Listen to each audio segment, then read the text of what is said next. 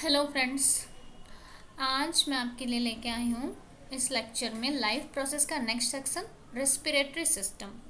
ठीक है, इसमें देखते हैं हम लोग रेस्पिरेशन लोअर ऑर्गेनिज्म में, फिर हायर ऑर्गेनिज्म में कंपैरेटिव स्टडी करते हुए आगे बढ़ते हैं। और आपके सारे मटेरियल्स एनसीईआरटी से मैच करते हुए होंगे, और मैंने उसके अलावा कुछ एक्स्ट्रा फैक्ट्स डाले हैं जो आपके कॉम्पिटिटिव पॉइंट ऑफ व्यू से इसेंशियल है। ठीक है, तो टाइम वेस्ट ना करते हुए आगे बढ़ते हैं।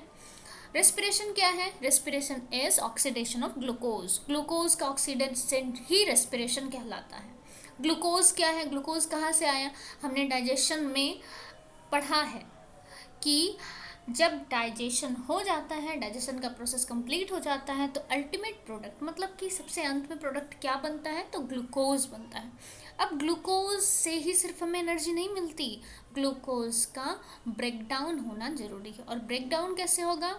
तो रेस्पिरेशन से ब्रेकडाउन होगा। रेस्पिरेशन में जब हम लोग ऑक्सीजन लेंगे, ऑक्सीजन ग्लूकोज के ब्रेकडाउन में मदद करता है। ये कैसे करता है, इसी सेक्शन में हम लोग आगे देखेंगे। ठीक है, अभी देखो, mechanism of breathing vary among the different group of animals depending mainly on their habitats and level of organisation.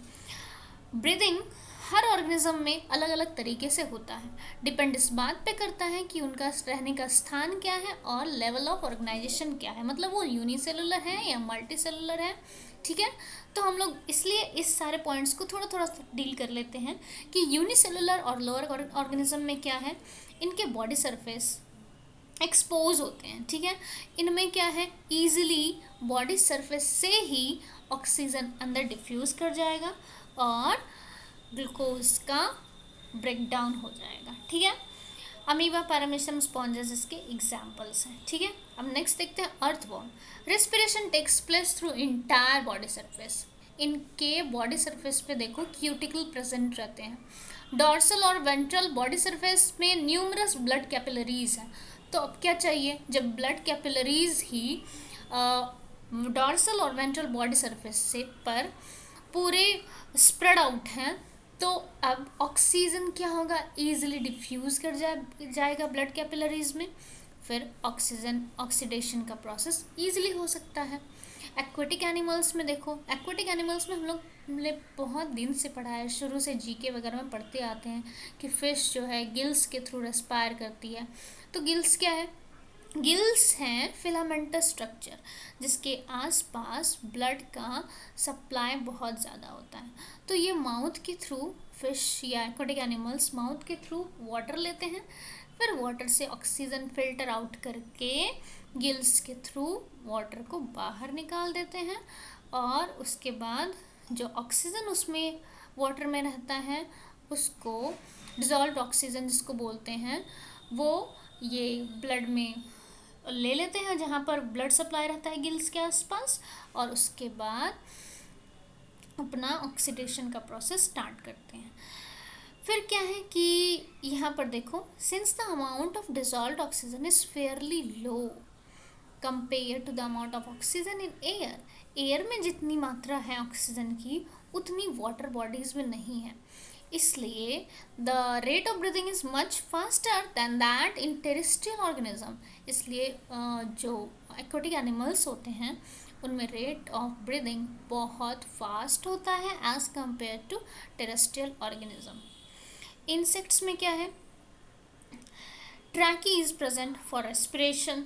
अब ट्रैकी क्या है, देखो, air is carried directly to tissue without intervention of blood. देख लो, यहाँ पर एक नई बात सीखने को मिलेगी कि air without intervention of blood चले जाते हैं कहाँ पर, टिश्यू तक। In tracheal system large number of interconnected tracheal tubes, बहुत सारे ट्रैकियल ट्यूब्स होते हैं जो ऑब्वियसली हर टिश्यू तक पहुँचते हैं, और ये आपको बाहर दिखेंगे स्पाइरकल्स पे ओपन होते हुए, जो होल्स होते हैं इंसेक्ट की बॉडी पे। Air is pumped into tracheae to each cell and gases exchange takes place. अब एयर क्या है, सारे सेल्स तक ऑक्सीजन को पहुंचा देता है। ठीक है, उसके बाद ब्रेकडाउन स्टार्ट। अब देखो, यहाँ पर फिगर से आपको थोड़ा और भी क्लियर होगा। देखो, ये single celled organism, amoeba, paramecium, ये सब हैं, तो सेल सरफेस से ही इसमें हो जाएगा। इसमें देखो अर्थवॉर्म में ये बॉडी सरफेस है ना, इसके ऊपर ये ब्लड सप्लाई होगा, यहीं से ऑक्सीजन एंटर और यहीं से कार्बन डाइऑक्साइड बाहर। इसमें देखो, यहाँ पर देखो, ये गिल्स प्रेजेंट है जिसके चारों तरफ क्या है, ब्लड का सप्लाई हुआ है, ब्लड में चला जाएगा ऑक्सीजन और यहीं से कार्बन डाइऑक्साइड बाहर। ठीक है, यहाँ पर देखो ये है स्पाइरेकल, ये पूरा ट्रैकिल सिस्टम, इसमें ऑक्सीजन की एंट्री और इधर से कार्बन डाइऑक्साइड का एग्जिट। इसमें देखो लंग्स है, तो लंग्स में कैसे है, यहाँ पर आप पढ़ोगे आगे, एल्वियोलाई प्रेजेंट रहते हैं और एल्वियोलाई के आसपास जो होते हैं ब्लड के सप्लाई होते हैं, यहीं से एक्सचेंज हो जाता है। ठीक है, तो आगे देखते हैं हम लोग। The process of respiration comprises of following phases. It involves organs of respiration. देखो, रेस्पिरेशन के प्रोसेस में 3 फेजेस पढ़ने बहुत ज़रूरी हैं या जानने बहुत ज़रूरी हैं। पहला ये कि it involves organs of respiration which brings oxygen from the environment to the respiratory surface. पहले तो इसमें इम्पॉर्टेंट ये है कि ऑर्गन रेस्पिरेशन के कौन कौन से हैं, ताकि ऑक्सीजन फ्रॉम द एनवायरनमेंट से रेस्पिरेटरी सरफेस तक ले जाया जा सके। मतलब पहला मीडियम हो गया कि एनवायरनमेंट से ऑक्सीजन को लेके कौन सा ऐसा मीडियम है, कौन सा ऐसा ऑर्गन है जो रेस्पिरेटरी सरफेस तक ऑक्सीजन को ले जाता है। तो ये क्या क्या हो सकते हैं, इंटेग्यूमेंट, ठीक है, स्किन इसका मतलब कि, फिर गिल्स, ट्रैकी, लंग्स, ठीक है, और भी बहुत सारे हैं। आप सारे एनिमल्स का पढ़ने लगोगे तो उसमें अलग अलग है। सेकेंड पॉइंट क्या है रेस्पिरेशन के फेजेस में, ट्रांसपोर्टेशन ऑफ ऑक्सीजन। अब ऑक्सीजन जब रेस्पिरेटरी सरफेस तक चला गया तो उनका क्या करना है, उनको ट्रांसपोर्ट करना है रेस्पिरेटरी सरफेस से कहाँ तक, बॉडी टिश्यू तक। ठीक है, ये काम किसके थ्रू होगा, तो ब्लड के थ्रू होगा। थर्ड क्या है, oxygen consumed by the cells and carbon dioxide produced. Oxygen consume कर लेगा सेल और ब्रेकडाउन जब हो जाएगा ग्लूकोज का तो उसके बाद कार्बन डाइऑक्साइड का प्रोडक्शन होगा। ठीक है, वो बॉडी के लिए हार्मफुल होगा तो बॉडी से वो एग्जिट हो जाएगा। ठीक है, ये 3 फेजेस हैं। आगे देखते हैं ब्रीदिंग। देखो 2 टर्म आते हैं, एक ब्रीदिंग, एक रेस्पिरेशन, दोनों अलग अलग हैं, इसमें आपको डिफरेंस समझ में आना चाहिए। ठीक है, तो ब्रीदिंग क्या है, ब्रीदिंग ऐसा प्रोसेस है, फिजिकल प्रोसेस है जिसमें कि कोई एनर्जी रिलीज नहीं होती, एक्स्ट्रा सेलुलर प्रोसेस है, ये सेल के बाहर होने वाला प्रोसेस है, इसमें कोई भी एंजाइम इन्वॉल्व नहीं होते। ठीक है, मतलब कि ऑक्सीजन का एंट्री लंग्स तक, अगर ह्यूमन बीइंग की बात करें तो ऑक्सीजन का एंट्री लंग्स तक और कार्बन डाइऑक्साइड का लंग्स से बाहर नोज के थ्रू आना, ये बस इतना सा प्रोसेस ब्रीदिंग कहलाता है। इसमें कोई भी एनर्जी रिलीज नहीं होती, ना ही कोई एंजाइम इसमें लगता है। ठीक है, ये एक फिजिकल प्रोसेस है। और यहीं पर अगर रेस्पिरेशन की बात कर लें तो ये देखो, अभी तुरंत आप डिफरेंस देख लो तो फिर हम लोग आगे बढ़ते हैं। देखो रेस्पिरेशन क्या है, केमिकल प्रोसेस है, एनर्जी यहाँ पर रिलीज होगी। ठीक है, ग्लूकोज के ब्रेकडाउन होने पे, और इसमें बहुत सारे एंजाइम इन्वॉल्व होंगे, ये डिफरेंस है। ठीक है, और ये सेलुलर प्रोसेस है, वो एक्स्ट्रा सेलुलर था और ये सेल के अंदर है, याद रखना इस बात को। ठीक है, अब हम लोग वहाँ से कंटिन्यू करते हैं। ठीक है, देखो इनहेलेशन, इसमें फिजिकल प्रोसेस है, तो क्या होगा, इनहेल करेंगे हम लोग oxygen. 12 pairs of ribs attach to each other by sternum. Ribs आपने देखा होगा फिगर में, ये देखो मैं दिखाती हूँ अभी आपको। रिब्स देखो, ये रिब्स जो है ना, ये रिब्स 12 पेयर्स हैं। ठीक है, 12 पेयर रिब्स जो हैं इधर और इधर, ये अटैच्ड किससे हैं, स्टर्नम से। ठीक, अब देखो which helps in contraction in diaphragm, ये डायफ्राम के कॉन्ट्रैक्शन में मदद करता है जब हम लोग ब्रीद करते हैं। ठीक, अब देखो नॉस्ट्रिल,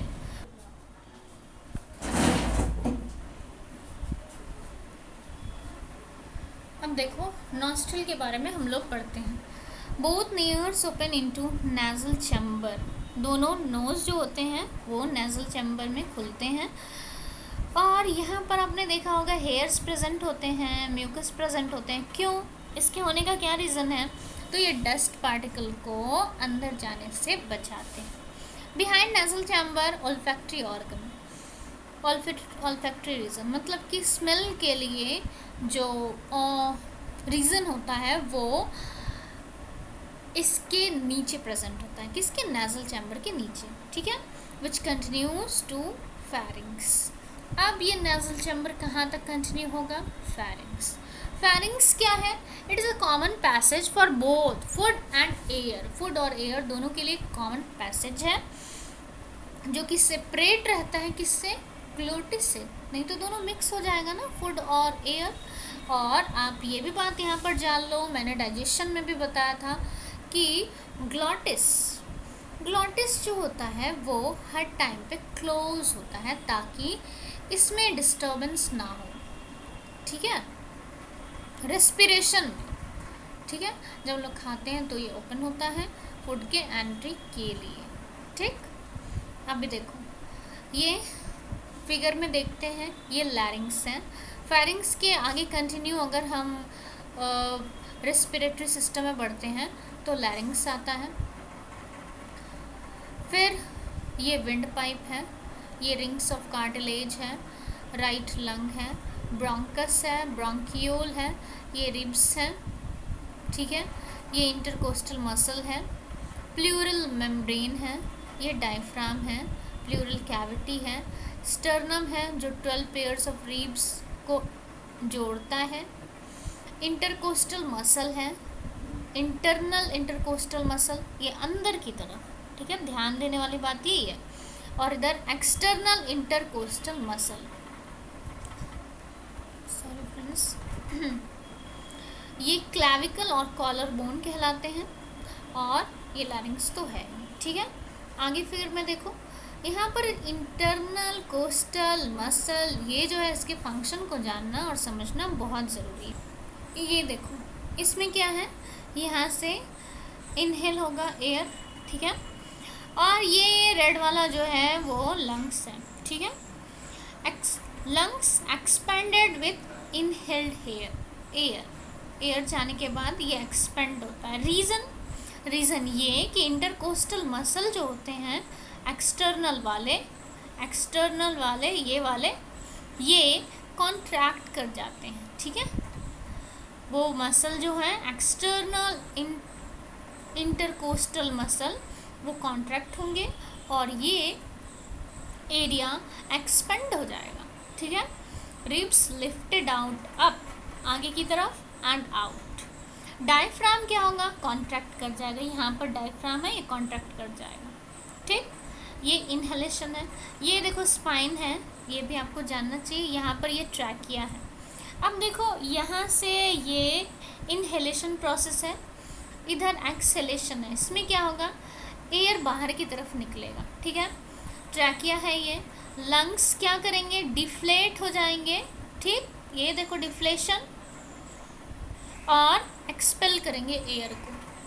इसकी वजह क्या है? इंटरकोस्टल मसल जो इंटरनल वाले होते हैं, ये अंदर वाले वो कॉन्ट्रैक्ट कर जाएंगे और इसको क्या करेंगे? साइज में कॉन्ट्रैक्ट कर देंगे पूरे, ठीक है।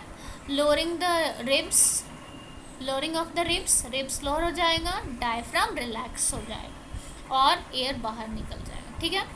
अब देखो आगे बढ़ते हैं। वहाँ से अगर फेरिंग्स तक हमने ख़त्म किया है यहाँ पर, तो आगे नासोफेरिंग्स देख रहे हैं हम कि नासोफेरिंग्स ओपन्स इनटू लैरिंग्स। लैरिंग्स का स्ट्रक्चर देखो, ये लैरिंग्स, इसके ऊपर नासोफेरिंग्स था या फेरिंग्स कह सकते हैं, उसके नीचे लैरिंग्स, ठीक है, जिसको कि वॉइस बॉक्स भी कहते हैं। विच कंटिन्यूज टू ट्रैकिया, वो आगे ट्रैकिया की तरफ बढ़ता है।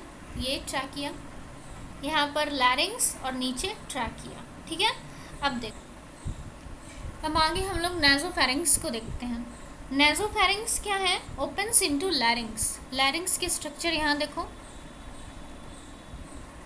ये है लैरिंग्स, इसके ऊपर नासोफेरिंग्स या फिर फेरिंग्स बोल सकते हैं। लैरिंग्स आगे कंटिन्यू करेगा ट्रैकिया, ठीक है। ये रिंग्स ऑफ कार्टिलेज है, ठीक है। यहाँ पर ट्रैकिया में रिंग्स पाए जाते हैं, क्यों? ताकि एयर पैसेज कोलैप्स ना करे, ठीक है। अब देखो एक्सप्लेनेशन में क्या है कि नासोफैरिंग्स और pharynx opens into larynx which continues to trachea. Tracheal rings are present on trachea to prevent collapsing the air passage. क्यों है ये tracheal rings air passage collapse ना करे इसलिए है। Trachea divides into bronchi and further bronchiole. Trachea divide करता है किसमें? ब्रोंकाई में और फिर ब्रोंकियोल में। ये देखो, ये ब्रोंकियाई, ये फिर ब्रोंकियोल, ठीक है। ये डिवाइड हो गया। Bronchiole divide into balloon like alveoli. देखो एल्वियोलाई इस फिगर में, ये देखो ब्रोंकियोल है ना, ये ब्रोंकियोल। उसके बाद देखो फर्दर ये डिवाइड हुआ है एल्वियोलाई में। एल्वियोलाई के बाहर ही ये कंटिन्यू करते हैं ब्लड कैपिलरीज, ठीक है, जो इससे कैच करते हैं, एल्वियोलाई से कैच करते हैं किसको? ऑक्सीजन को। फिर यहाँ पर ट्रांसफ़र करते हैं ऑक्सीजनेशन के बाद कार्बन डाइऑक्साइड को, जो इससे फिर से बाहर होके चला जाता है लंग से बाहर की तरफ, ठीक है। अब देखते हैं आगे। Walls of alveoli contain an extensive network of blood vessel, है ना, extensive network of blood vessel alveoli के वॉल के पास, ठीक है।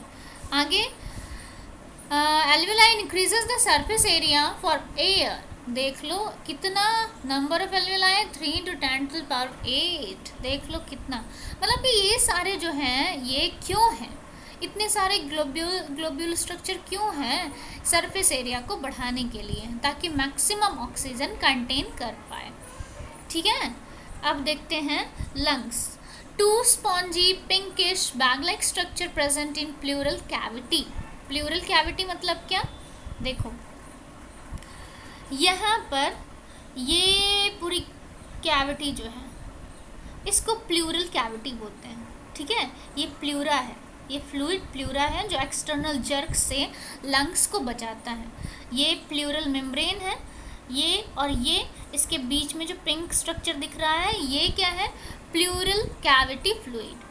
यहाँ इसको जर्क ना लगे, लंग्स रप्चर ना हो जाए किसी वजह से, इससे प्रोटेक्ट करता है। तो लंग्स कहाँ पर सिचुएटेड है? प्लूरल कैविटी के अंदर सिचुएटेड है, ठीक है। स्पॉन्जी है, पिंकिश है, बैग लाइक स्ट्रक्चर है, ठीक, which is encircled by pleural membrane. Pleural membrane है ना लंग्स के बाहर, हाँ प्लूरल मेम्ब्रेन।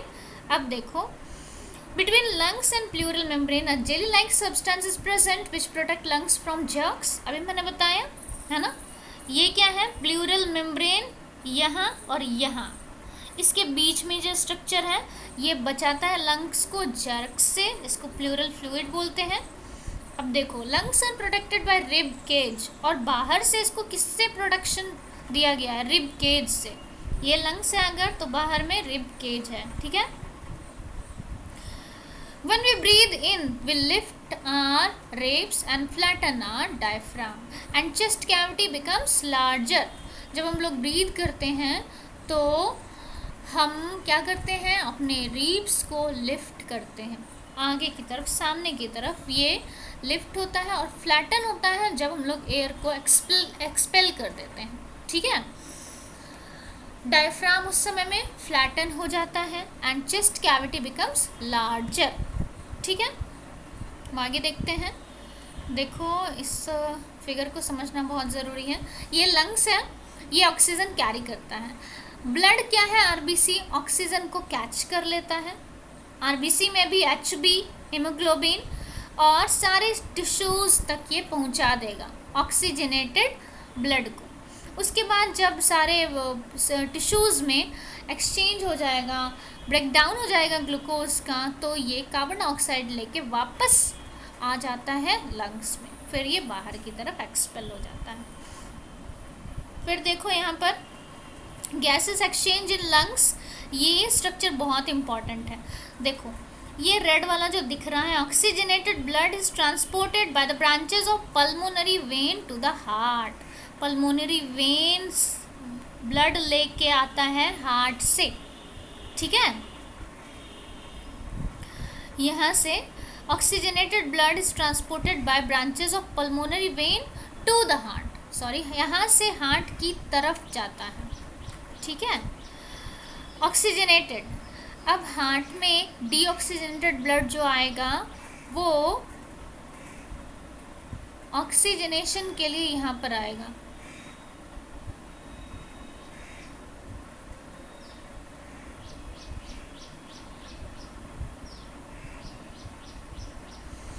हाँ, तो ये देखो ब्लू वाला और रेड वाला लाइन दिख रहा है आपको। Oxygenated blood is transported by branches of pulmonary vein to the heart, यहाँ से लंग्स से हार्ट की तरफ ब्लड जाता है, कैसा? ऑक्सीजनेटेड। फिर जब ऑक्सीजनेटेड ब्लड का काम हर टिश्यूज़ में पूरा हो जाता है, मतलब कि ग्लूकोज का ब्रेकडाउन हो जाता है, तो वापस से वो सारे के सारे कार्बन डाइऑक्साइड वाले ब्लड यानी डीऑक्सीजनेटेड ब्लड कहाँ आ जाएंगे? Deoxygenated blood is transported by branches of pulmonary artery के थ्रू लंग्स तक आ जाएंगे, ठीक है, और एक्सपेल हो जाएंगे आउटसाइड कार्बन डाइऑक्साइड। अब देखो यहाँ पर ये बहुत फाइन स्ट्रक्चर है एल्वियोलाई का। एल्वियोलाई जो ये स्ट्रक्चर है, कहाँ गया ये वाला स्ट्रक्चर, इसके आसपास ब्लड कैपिलरीज कैसे रन करती है वो दिखाया गया है। देखो कितना क्लोज है, यहाँ से डिफ्यूज़न का प्रोसेस स्टार्ट होता है। ये रेड जो दिख रहा है ऑक्सीजन यहाँ आया और ये कार्बन डाइऑक्साइड एल्वियोलाई में कैसे चला जाता है, ये चीज़ दिखाई गई है आपको, ठीक है। आगे बढ़ते हैं। Mechanism of breathing in human being, exchange of gases by lungs in alveoli. Alveoli अब आपको समझ में आ रहा होगा क्या है एल्वियोलाई, और ये यहाँ पर ये एल्वियोलाई इस स्ट्रक्चर में देखो, ये एल्वियोलाई है। एल्वियोलाई ब्रोंकियोल के बाद आता है। छोटा छोटा स्ट्रक्चर क्या करता है, लंग्स के सरफेस एरिया को बढ़ाता है ताकि मैक्सिमम ऑक्सीजन कंटेन कर पाए। अब हम जब एल्वियोलाई के बारे में बोलेंगे तो आप इस स्ट्रक्चर को इमेजिन करना, इस स्ट्रक्चर को इमेजिन करना, ठीक है। In alveoli there is a network of blood capillary, है ही नेटवर्क ऑफ ब्लड कैपिलरी, ठीक। Deoxygenated blood with carbon dioxide from all parts of the body comes to the heart, ठीक है, हार्ट तक आते हैं। From there it goes to lungs, फिर lungs तक जाएंगे। In lungs blood goes to the numerous blood capillaries of alveoli. Lungs में क्या है, न्यूमरस ब्लड कैपिलरीज हैं। इन lungs blood goes to the numerous blood capillaries of alveoli, जाएंगे ही वहाँ तक। नेक्स्ट क्या है, in alveoli there is a high content of oxygen, तो ऑक्सीजन तो ये कैरी करने के लिए बना ही है, तो ऑक्सीजन ये कैरी करता है। And in blood there is a deficiency of oxygen, अब ब्लड में क्या है, ऑक्सीजन तो नहीं है, तो क्या होगा, यहाँ पर डिफ्यूजन होगा from higher concentration to lower concentration. Oxygen combines with HP, oxygen किसके साथ कंबाइन कर जाएगा, RBC के हीमोग्लोबिन के साथ। This oxygen moves entire cell of the body, और कहाँ चला जाएगा, जितने भी सेल्स हैं, टिश्यूज़ हैं, उन सब में। In each cell oxidation of glucose takes place, और हर सेल में क्या होगा, ऑक्सीडेशन होगा ग्लूकोज का। During the breathing cycle when air is taken in and let out, lungs always contain a residual volume of air. ये बात तो बहुत इंपॉर्टेंट है कि जब ब्रीदिंग साइकिल चल रहा होता है तो एयर जो लिया जाता है और कार्बन डाइऑक्साइड जो बाहर एक्सपेल किया जाता है, lungs always contain a residual volume. Lungs में ऐसा कभी नहीं होता है कि वो पूरी तरह से एम्प्टी हो, उसमें कुछ वॉल्यूम ऑफ एयर प्रेजेंट रहता है ताकि सफिशिएंट टाइम में ऑक्सीजन की पूर्ति को कंपनसेट किया जाए, ठीक है। When the body size of animal is large, अगर किसी आदमी का या किसी भी एनिमल का बॉडी का साइज बड़ा है, the diffusion pressure alone cannot deliver to all parts of the body. Instead respiratory pigments take up oxygen from the air. अब देखो रेस्पिरेटरी पिगमेंट यहाँ पर बहुत इंपॉर्टेंट रोल प्ले करता है, क्योंकि डिफ्यूज़न से हायर ऑर्गेनिज्म में ईजी नहीं है ऑक्सीजन को हर सेल तक पहुंचाना। तो यहाँ पर जो होते हैं HB यानी कि हीमोग्लोबिन बहुत ही इंपॉर्टेंट रोल प्ले करते हैं, कंबाइन करके किसके साथ, ऑक्सीजन के साथ। ठीक है। अब एक्सपायरेशन क्या है, एक्सपायरेशन कुछ नहीं है, जो हम लोग एयर लेते हैं उसको ब्रीथ आउट करना ही एक्सपायरेशन। देखो मैकेनिज्म ऑफ रेस्पिरेशन, रेस्पिरेशन मतलब पहले ही हम लोग ने पढ़ा था ऑक्सीडेशन ऑफ ग्लूकोज। ये क्या है, रेस्पिरेशन है, ब्रीदिंग नहीं है। ब्रीदिंग में सिर्फ physical process, no energy involve, no enzymes involve. लेकिन इसमें क्या है, ये एक केमिकल प्रोसेस है, एनर्जी रिलीज होगी। कैसे रिलीज होगी, by the break down of glucose, fat, amino acid. This break down release energy which is stored in the form of ATP, a compound which is carrier of energy। Breakdown से क्या बनेगा, ATP का formation होगा जो contain करेगा क्या, energy, जिससे कि हम लोग अपना सारा काम कर पाए। वेरियस एंजाइम्स इसमें लगते हैं, इस प्रोसेस को कंप्लीट कराने में बहुत सारे एंजाइम्स लगते हैं। In oxidation of 1 mole of glucose, 1 मोल के ग्लूकोज में क्या किस चीज़ का फॉर्मेशन होता है, तो 38 ATP, कार्बन डाइऑक्साइड, वाटर। ठीक है। Oxidation of glucose takes place in cell, कहाँ होता है, सेल में होता है, क्योंकि सारे के सारे ऑक्सीजन जो लिए गए हैं और जो ब्लड के थ्रू सारे पार्ट्स में, बॉडी पार्ट्स में पहुँचे हैं, वो हर एक सेल में पहुँचे हैं। और ऑक्सीजन पहुँचे क्यों हैं सभी सेल्स में, तो ऑलरेडी डाइजेशन में जो ग्लूकोज सारे सेल्स में पहुंच चुका है, उसके ब्रेकडाउन के लिए। इसके ब्रेकडाउन से क्या होगा, ब्रेकडाउन से हमें एनर्जी मिलेगी और हम अपना लाइफ सस्टेन कर पाएंगे। ठीक है। ये सेल के अंदर होता है, इसलिए इसको सेलुलर रेस्पिरेशन भी कहते हैं। ठीक है। अब देखो आगे आपकी NCERT की बुक में एनएरोबिक और एरोबिक रेस्पिरेशन को एक्सप्लेन किया गया है। तो यहाँ पर देखो एनएरोबिक का मतलब क्या है, इन एब्सेंस ऑफ ऑक्सीजन, जब ऑक्सीजन नहीं है तब रेस्पिरेशन होना। इसमें क्या होगा, लेस एनर्जी प्रोड्यूस होगा। This is the first step of respiration in which glucose यानी कि 6 कार्बन, ग्लूकोज में 6 कार्बन होते हैं, सभी को पता होगा, is partially break down in absence of oxygen. Breakdown तो होता है ग्लूकोज का, वो भी ऑक्सीजन के एब्सेंस में। ठीक है, लेकिन पार्शियल ब्रेकडाउन। ठीक। In this process 1 molecule of glucose breakdown कैसा होगा, 1 मॉलिक्यूल ऑफ ग्लूकोज ब्रेकडाउन होगा और पायरुविक एसिड बनाएगा जो 3 कार्बन मॉलिक्यूल है। This breakdown takes place in cytoplasm, कहाँ होता है ऐसा, तो सेल के साइटोप्लाज्म में होता है। And each step is catalysed by enzymes. Enzymes का एनारोबिक हो या एरोबिक हो, दोनों तरह के रेस्पिरेशन में बहुत इम्पॉर्टेंट रोल है, वाइटल रोल है। ठीक है। As glucose is oxidized partially, so small amount of energy is stored in the bond of pyruvate। यहाँ पर क्या होता है, ग्लूकोज पार्शली ब्रेक डाउन होता है या ऑक्सीडाइज्ड होता है, तो पायरुवेट के बॉन्ड में एनर्जी कम स्टोर्ड होती है। ठीक है। अब एरोबिक रेस्पिरेशन में चलते हैं। In the presence of oxygen, obvious सी बात है, एरोबिक मतलब एयर के प्रेजेंस में होगा, इसमें बहुत सारी एनर्जी प्रोड्यूस होगी।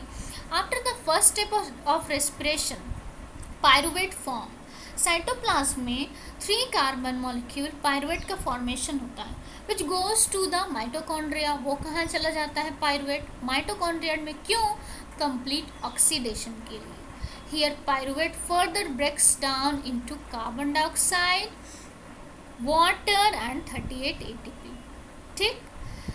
Released chemical energy stored in ATP, जो भी इससे एनर्जी रिलीज होती है वो ATP के बॉन्ड में स्टोर हो जाती है, और वो जब ब्रेक डाउन होता है तो हमें एनर्जी मिलती है।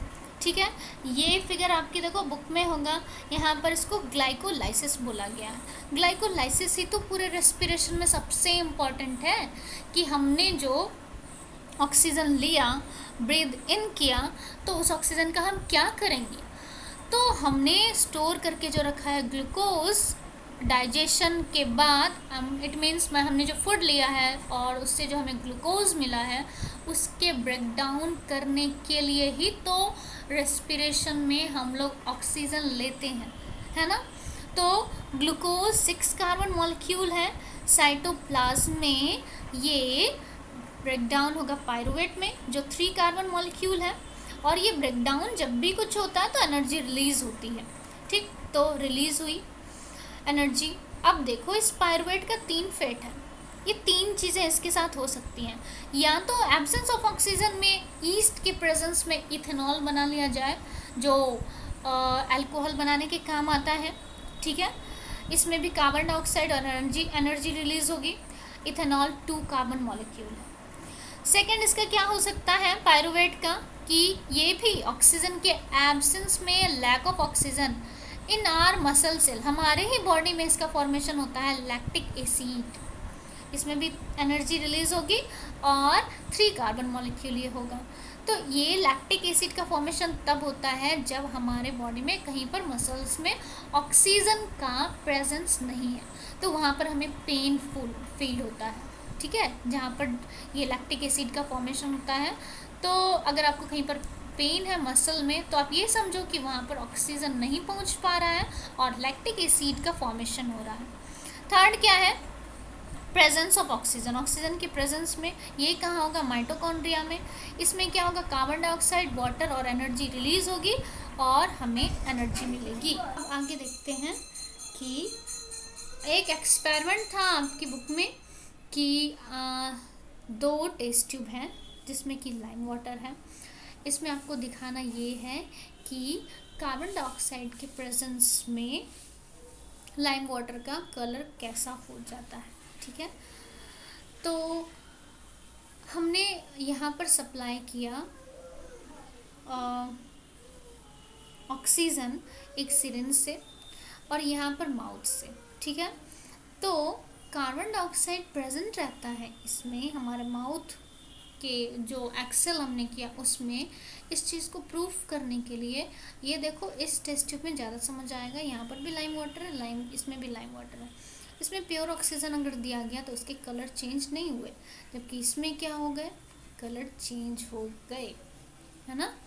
तो ये शो करता है कि हम जो एक्सपेल करते हैं ऑक्सीजन उसमें कार्बन डाइऑक्साइड की मात्रा होती है। ठीक है, तो friends thanks for watching, please do like comment share and subscribe our channel. जो भी कमेंट होंगे वो प्लीज़ करना, सजेस्ट करना, कुछ इम्प्रूवमेंट चाहिए होगी तो ज़रूर बोलना, और मैं कोशिश करूँगी नेक्स्ट लेक्चर जल्द से जल्द लाने का, और जब सारे चैप्टर ख़त्म हो जाएंगे तो क्वेश्चन आंसर डील करने का। Thank you friends.